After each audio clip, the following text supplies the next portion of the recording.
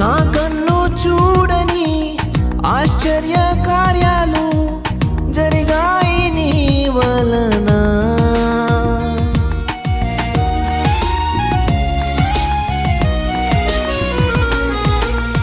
నా కన్ను చూడని ఆశ్చర్య కార్యాలు జరిగాయి నీ వలన.